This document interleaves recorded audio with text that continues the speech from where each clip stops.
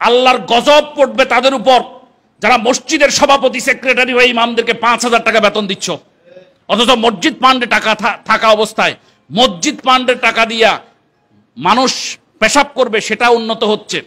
মানুষ পায়খানা করবে, ওই পায়খানা ওই শৌচাগার উন্নত হচ্ছে। কিন্তু আমার একজন ইমাম সাহেবের বেতন বাড়াও না। তুমি 10 মিনিট 20 মিনিট জামাতে নামাজ পড়ার জন্য আসো, এই জন্য এসি লাগাইছো, জার বাতি লাগাইছো, কিন্তু ইমাম সাহেব 24 ঘন্টা যে রুমটাতে থাকে, যে বেটায় লক্ষ লক্ষ টাকা কালেকশন করে দিল, তার রুমে 1 টন এসি লাগাইলে পারতা 50,000 টাকা খরচ হইতো, 1,000 টাকা মাসিক হয়তো বিল আসতো। কিন্তু তুমি একটা এসি তাকে লাগাই দিতে পারো না। এসি তো দূরের কথা, একটা ভালো ফ্যান, যে ফ্যানগুলো একটু ব্র্যান্ডেড ফ্যান, সেগুলোর বাতাসগুলো কিন্তু একটু শীতল, সেটা লাগায় না। ওই টিনের ফ্যান কতগুলো আছে না, ওই যেগুলো আপনার এখানে দোলাই খালে বানায়, ওই দোলাই খালের ফ্যানগুলো আনি একটা লাগাই দেয় 1500 টাকা, এর মাথার উপরে লাগাই দেয়। আর কত কত মসজিদে আছে দোলাই খালের ফ্যানও না। এটা এটা কত সালে কিনা হয়েছে আল্লাহই ভালো জানে, 1971 সালে নাকি 1952-তে কিনছে, আল্লাহই ভালো জানে। ইমাম সাহেবের মাথার উপর ঘুরতেছে। হ্যাঁ, তাহলে কেন আমরা নিজেদেরকে এই জায়গায় উপস্থাপন করতেছি কেন?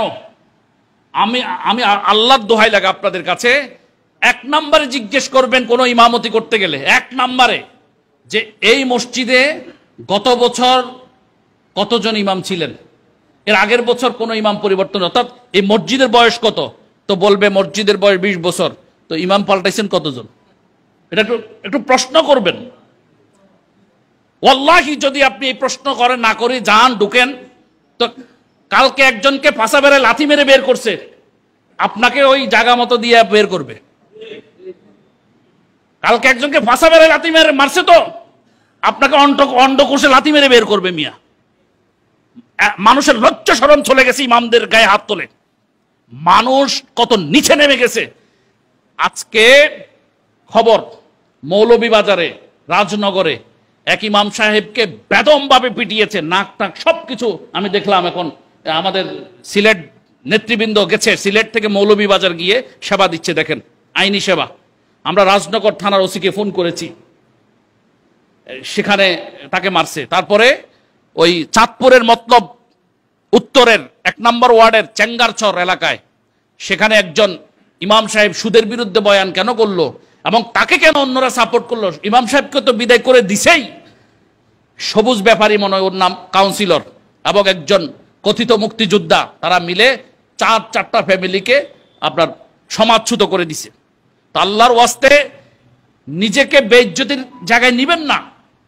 আমি জানি এই চেয়ারটাতে বসলে আমাকে কিছুক্ষণ পরে একজন লাথি মেরে উঠাই দিবে, আমি এখানে কেন বসলাম? এজন্য আপনিও যদি না যান, আমিও যদি না যাই, আব্দুল হাই সাহেব না যায়, আব্দুল সাত্তার ভাই না যায়, আব্দুল কাহার ভাই না যায়, আব্দুল জব্বার ভাই না যায়, আব্দুল করিম ভাই যদি না যায়, আব্দুর রহিম ভাই যদি না যায়, কোন ভাই যদি না যায়, তার নামাজ কোথায় কে পড়ায় আমরা দেখে নেব।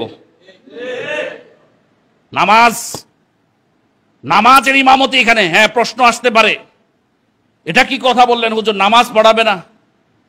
মুনাফেক, যেই লোকগুলো মুনাফেকিতে নেফাকিতে তাদের অন্তর ভরপুর, সেখানে কোনো মুমিন ইমানদার নামাজ পড়াইতে এটা তার জন্য শোভনীয় হতে পারে না। কি করে 1 বছরে 10 জন ইমাম পরিবর্তন করো? কি করে? ইমাম সাহেবের কি অন্যায় ছিল?